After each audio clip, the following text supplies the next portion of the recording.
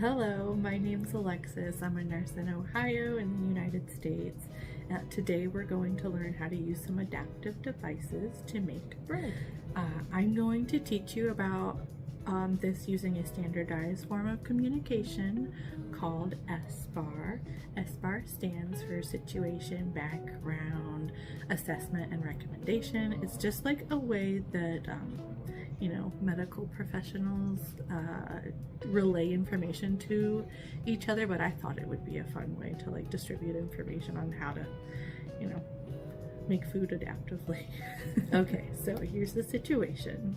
A person has spasticity, is paralyzed in one or both hands, has cerebral palsy, or one way or another has lost grip strength in their hands, and that makes it difficult to prepare food.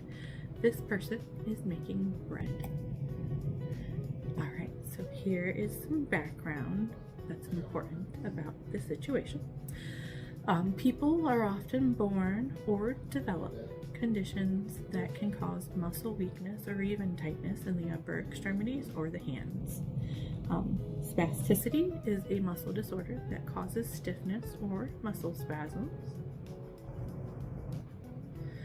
Paraplegia is a condition that causes muscles to either be weak or a person not to be able to use their hands or extremities easily due to loss of movement and sensation.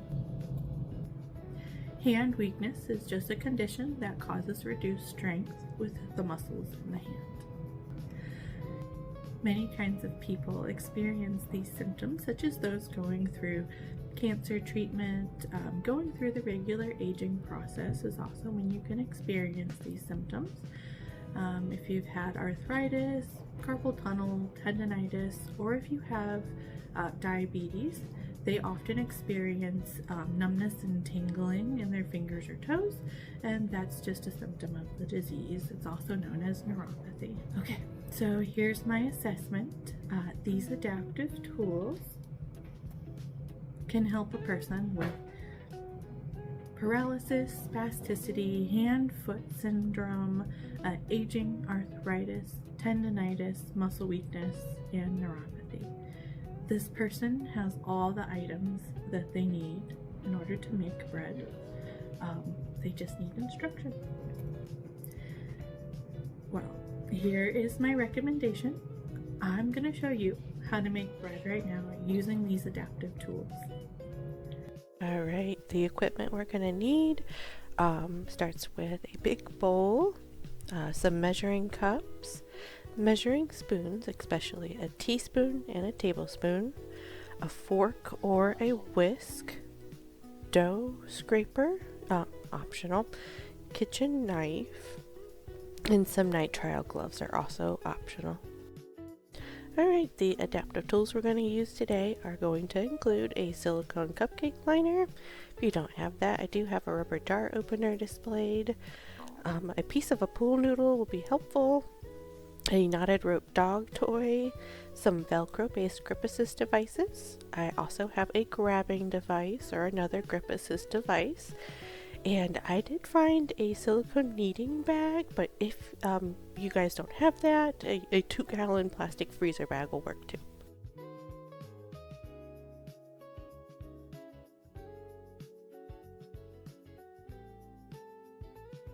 Alright, the ingredients we are going to use for this are going to be 1 cup of warm water or milk, 2 1/4 teaspoon of dry yeast, 2 tablespoons of sugar or honey, 2 tablespoons of olive oil, avocado oil, or any neutral oil will work, 1 beaten egg, 3.5 to 4.5 cups of bread flour or unbleached all-purpose flour will work too, 1 teaspoon of salt, and then either some butter or an egg wash, which is beaten egg and some warm water mixture.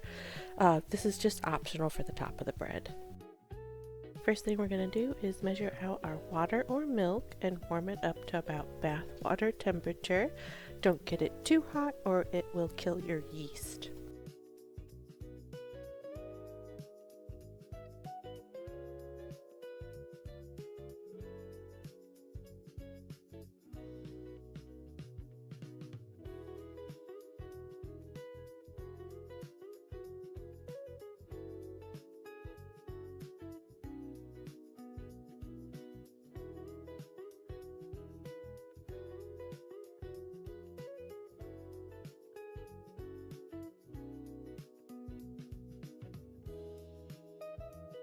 Alright, next step is to mix in your sugar, your yeast, and your salt into the milk or water solution.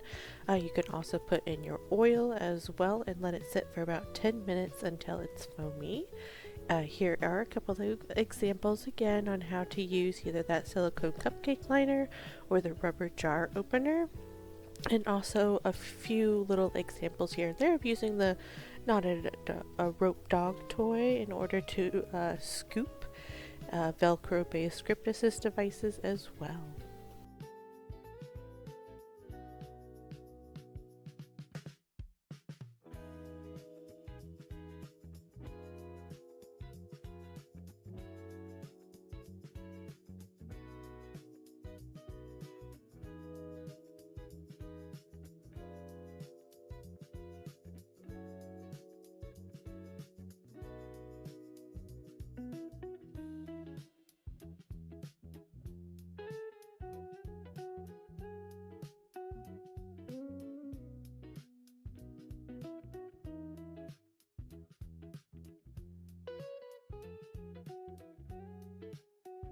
Wait for that to get a little bit more foamy. Let's go ahead and beat our egg and set it aside. Here's a couple different examples of how to use those adaptive devices in order to beat the egg.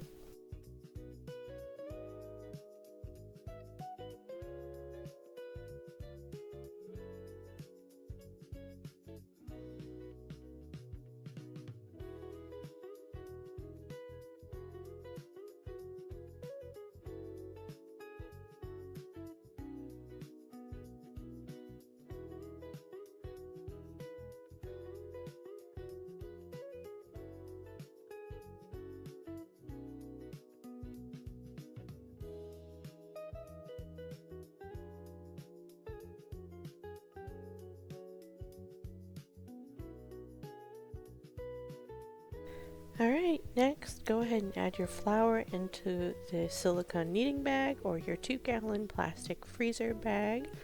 Pour in your egg and then your yeast, milk, or water combination. Close and secure the bag and knead it until all the ingredients are well combined. This takes about 5 to 10 minutes.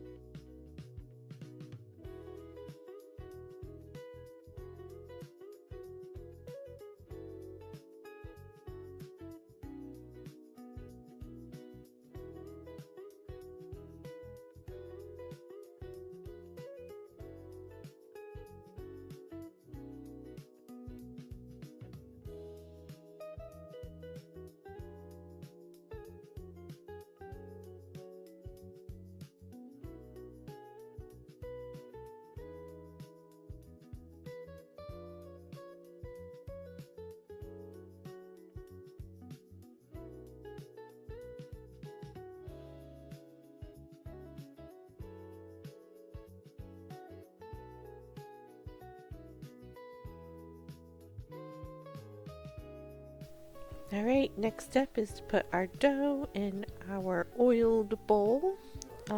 Flip it until the dough is covered in oil.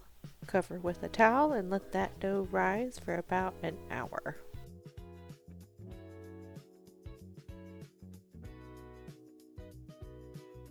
After about an hour, go ahead and dump your dough out onto a floured surface. punch it down and shape it into whatever your dough needs to look like.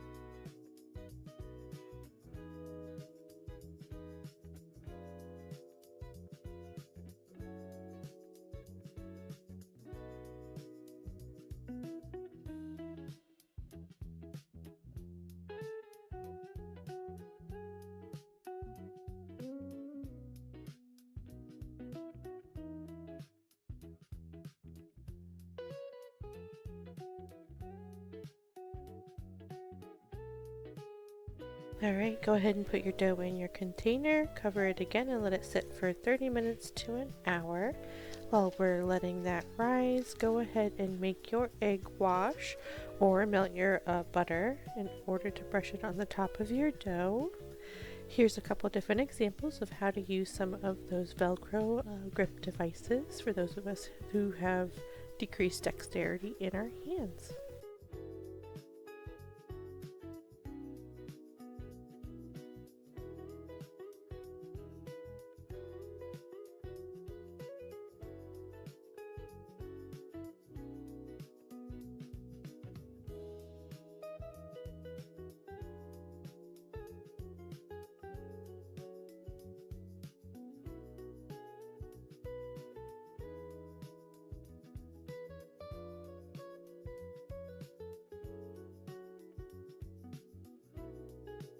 Alright, let's preheat our oven to 375. While that's warming up, go ahead and brush your dough with your butter or your egg wash. After the oven has preheated, place it in the oven and cook for 23 to 27 minutes.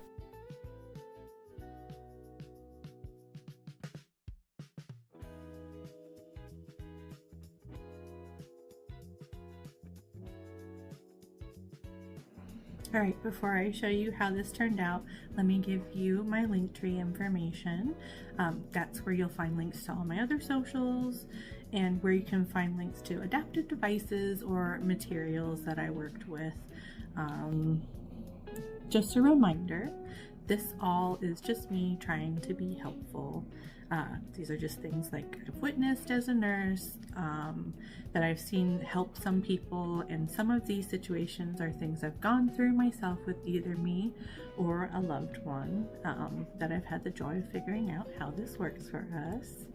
I am not affiliated with the education that I provide links to, and they're not affiliated with me.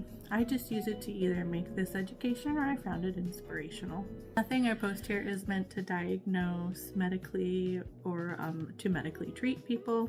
If you do resonate with some of these symptoms and need additional information on if you could be experiencing this, make sure you talk to your doctor or your medical team.